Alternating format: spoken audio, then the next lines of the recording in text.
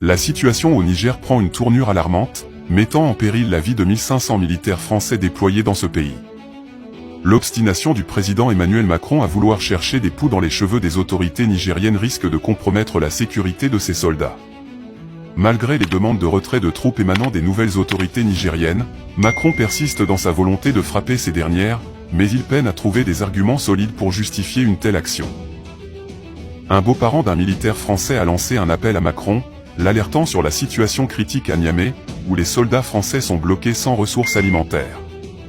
La situation est si désespérée qu'ils envisagent même de tuer des chiens pour se nourrir. Malgré ces appels à l'aide, Macron reste obstiné et demande le retour de l'ancien président Bazoum au pouvoir, arguant d'un retour à l'ordre constitutionnel. Cependant, la réalité sur le terrain montre que la volonté populaire ne faiblit pas, et que les Nigériens d'aujourd'hui ne sont plus ceux d'hier, prêts à obéir au doigt et à l'œil. La France ne peut plus se permettre d'intervenir de manière unilatérale en Afrique sans prendre en compte les autres puissances et les aspirations des pays concernés. D'ailleurs, le Mali, le Burkina Faso et le Niger ont récemment signé un accord commun, soulignant leur volonté de coopération régionale. Dans ce contexte, Macron risque de sacrifier ses propres militaires, qui souffrent non seulement de conditions difficiles, mais aussi de l'inaction de leur propre président. Il est temps que l'opposition française cesse de se présenter comme des patriotes, et vienne en aide à ces soldats qui se trouvent dans une situation précaire.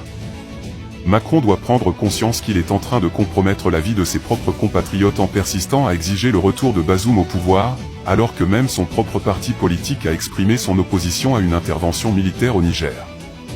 Les Français basés dans ce pays sont confrontés à un dilemme, rester dans une situation où personne n'entre ni ne sort, ou se retourner contre leur président. Macron doit faire preuve de sagesse diplomatique et éviter cette tragédie imminente. La situation reste tendue et les yeux du monde sont tournés vers le Niger. Espérons que des solutions pacifiques et concertées seront trouvées afin de garantir la sécurité des militaires français et de préserver la stabilité de la région. Cette crise met en évidence la nécessité pour les pays occidentaux d'adopter une approche plus sensée et respectueuse vis-à-vis des pays africains, en tenant compte de leurs aspirations et de leurs demandes légitimes.